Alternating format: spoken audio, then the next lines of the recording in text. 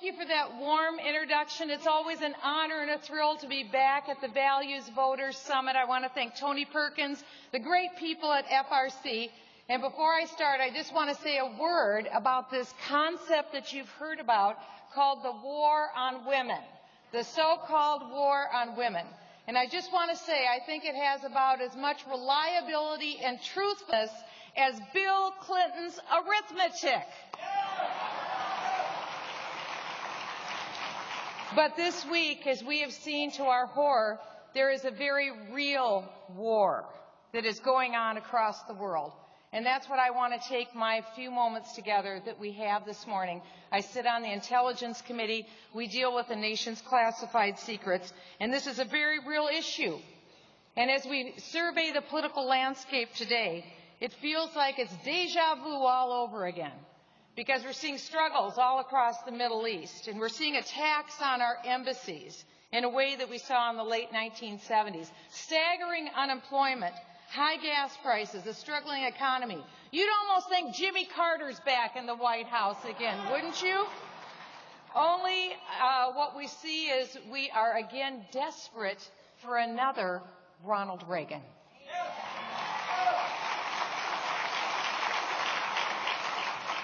This time, I'm sorry to say, it's even worse because the fires of radical Islamic traditionalism are not just limited to one country. They're currently raging all across Africa and all across Asia. Each week, our Christian brothers and sisters from Nigeria to Kenya are being persecuted. When they go to church, they don't even know if they'll make it home afterwards. And now the violence has come to us, the United States. And on the anniversary of 9/11, no less, our Libyan ambassador and his courageous embassy staff lost their lives in Benghazi, in Libya, in a cruel, cold-blooded, gruesome, intentional terror attack. And all the while, the response of this administration has communicated both weakness and lack of resolve to the world.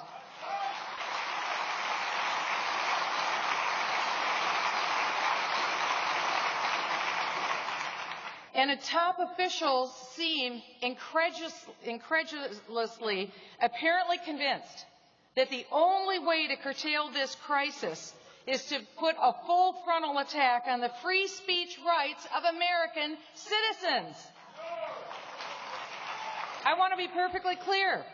This isn't just about a movie. This was an intentional act that was done by radical Islamists who seek to impose their set of beliefs on the rest of the world, and we will not stand for it.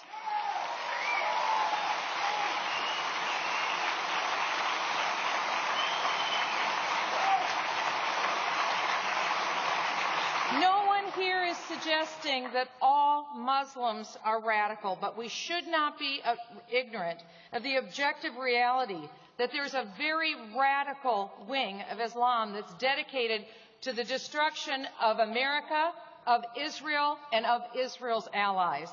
And what we're watching develop before our eyes today are the direct consequences of this administration's policy of apology and appeasement across the globe, and the supposed success of the president's foreign policy genius, hailed by the media even last week, is now exposed for what it really is. And so now you see this media doing absolutely everything they can to scramble to make sure that their guy doesn't get the blame for what's going down this week. It's important to highlight the context of what got us to this point. It didn't just happen out of nowhere.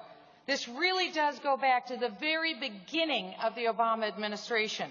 The very first television interview, don't forget, that President Obama gave after he was sworn in was with the foreign Arabic cable TV network Al Arabia, where he promised that he would provide Middle East peace in our time.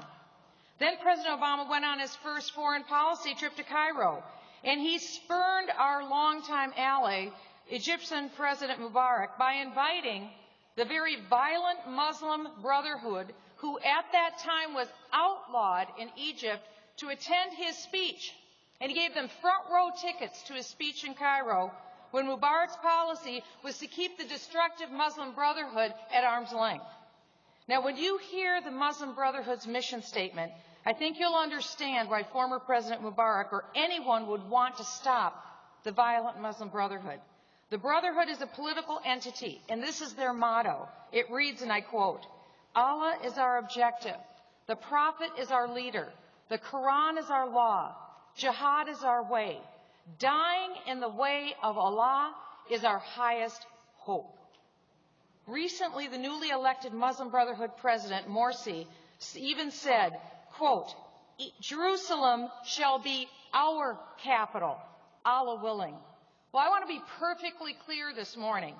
Even though the Democrat Party had a little trouble with this last week in Charlotte, North Carolina, the undivided city of Jerusalem is not now, nor will it ever be, anything other than the eternal capital of Israel.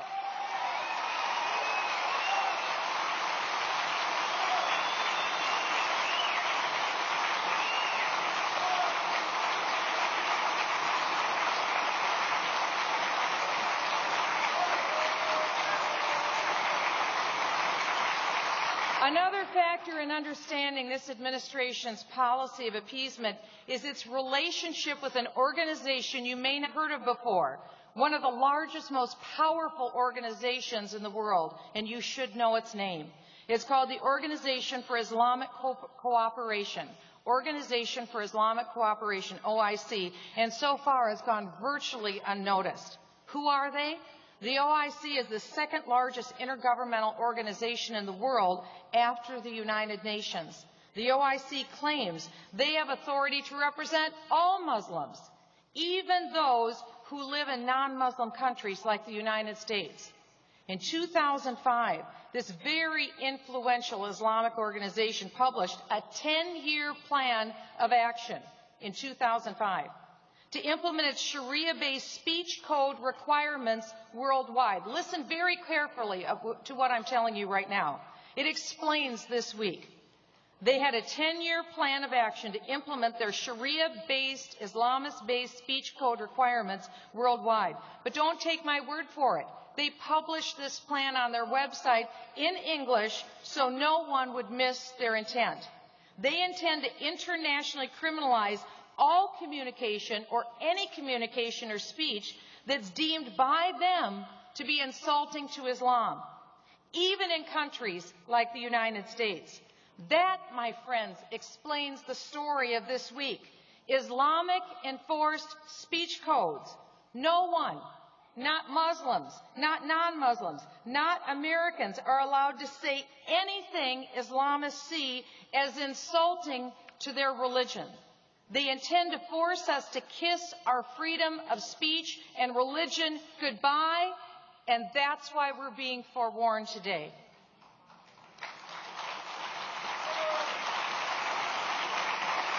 Unbelievably, last December, they succeeded with both President Obama and Secretary of State Hillary Clinton's help because they pushed through the United Nations the passage of UN Resolution 1618, which called upon all countries to enact laws preventing derogatory references to Islam, a clear violation of our First Amendment freedom of speech.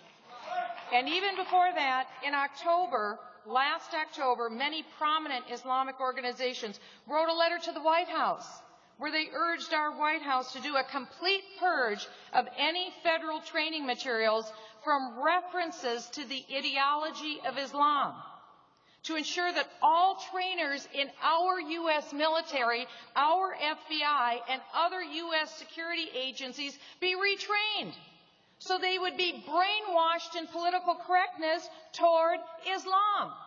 That's enforced Islamic speech codes here in the United States, and all done with the help of our President and Secretary of State. It took only days for the Obama administration to reply to this demand letter from the Islamists, promising to set up a task force with these same organizations to immediately begin this unprecedented purge of our counterterrorism training in every federal agency across the board. It's breathtaking, never been done before.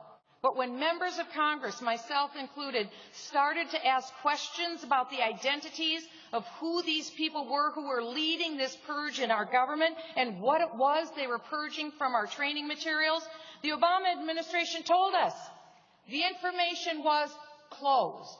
It was classified. We couldn't know who was behind this.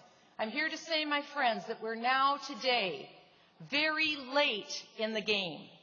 We're quickly losing our sense of who we are as a nation, and we're losing the ability to identify our radical Islamist enemy. The time has come to stand unashamedly this week for our freedom and our values and draw an unmistakable red line for our enemies across the world.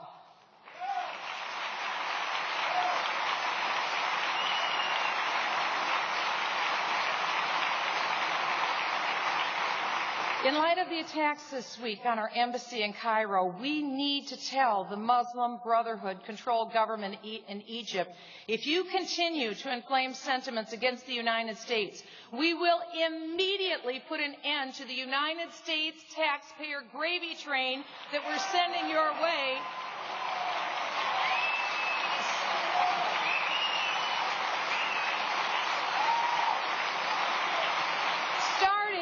With the $1.5 billion we send Egypt in aid and the $1 billion in loan forgiveness program and the $5 billion International Monetary Fund loan program that we're backing. We also need to stop the upcoming state visit that President Obama agreed to welcome Egyptian President Morsi into the White House. And we need to cancel the planned joint military exercises that we have just recently planned with the Egyptian military. Secretaries Clinton and Napolitano also need to immediately end the policy of violating U.S. federal law by granting visas, now get this, to members of designated U.S.-designated foreign terrorist organizations. We're granting them visas so they can be escorted through the front door of the White House to meet with our president's national security staff, whereupon they're demanding the release of the leaders of the radical Islamist organizations, including the Blind Sheikh, the mastermind of the 1993 World Trade Center bombing. You would think this was a novel that you're reading, not reality. And as President Obama needs to get his priorities straight, what he needs to do is cancel his interview with David Letterman, cancel his meeting with Beyonce, cancel his meeting with Jay-Z, and instead agree to meet with the Prime Minister of Israel, Benjamin Netanyahu.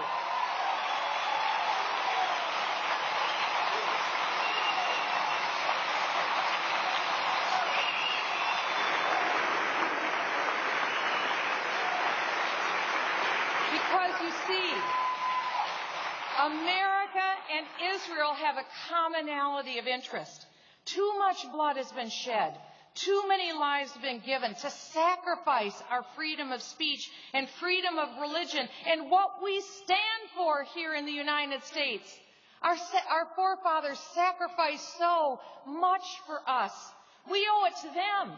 We owe it to our posterity to continue to stand for freedom, for liberty, for justice, for righteousness, for truth. And as we consider our way forward, we should remember the voices of history. Don't forget Sun Tzu, who famously said, if you know your enemy and you know yourself, you will not fear 100 battles. But the fact is that this administration has virtually outlawed understanding who the enemy is.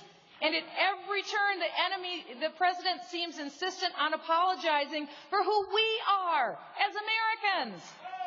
Now, I'm no master war strategist, but I do know enough that when we refuse to acknowledge who the enemy is and what he believes, and when we shame Americans for standing up for who we are, then President Obama is following a strategy of complete defeat. This is not a new battle for America. We learned in the very first international war we ever faced as a new country that appeasement doesn't work. It was in the early days of the American Republic when our government was busy paying extortion bribes also to people in North Africa and the Barbary states, trying to stop them from attacking our ships and taking our people to become their slaves. And even as we were paying extortion bribes to the Barbary States, fully 1/6 of our U.S. budget at that time was going to pay these extortion bribes. Then along came Thomas Jefferson, the first Democrat president in 1801, and he decided we're going to end this policy of appeasement. And he wrote, and I quote, "I know that nothing will stop the internal increase of demands from these pirates, but the presence of an armed force, and it will be more economical and more honorable to use the same means at once for suppressing their insolencies." So he built a navy, and he deployed that American navy to the enemy. Our troops were victorious, and the message to the world was clear. We will not tolerate attacks on our citizens or our sovereignty, and you do so at your own peril.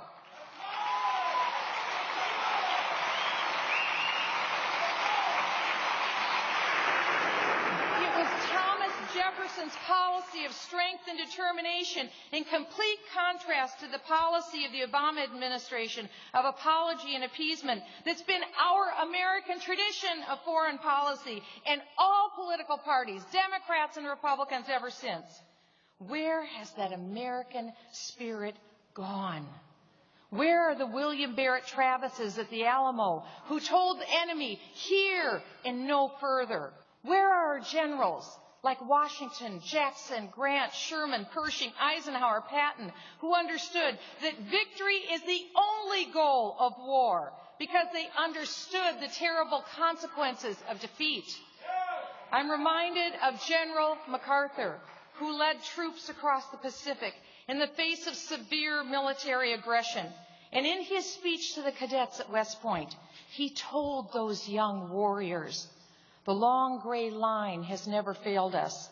Were you to do so, 1,000,000 ghosts in olive drab, in brown khaki, in blue and gray would rise from their white crosses, thundering those magic words, duty, honor, country." Friends, we live in desperate times where we need to come together as Americans, remembering this gift of freedom and liberty given to us from those who've gone before. And we need to live those three words that they are echoing through the page of history down to us today. Through history, through duty, through honor, and through country. So let's make sure that with everything within us, we lay it on the line in the next 50 days. Because it is my belief and my opinion that Barack Obama has been the most dangerous president we have ever had on American foreign policy. And we cannot sustain another 4 years of Jimmy Carter-like policies. Because you see, the future belongs where? All you need to do is look in front of you. Look at your hands. I look at my own. This is it. It is our hands that will determine the future. It is our hands that will determine if it is honor, duty, country. Now is ours. I believe we are worthy of the task, and nothing but the memory of the fallen should guide us. God bless us now. God bless us in the future. God bless us in this important moment when we make our decision about the future of our nation. God bless us all. And in His mighty name we pray. We bless the United States of America.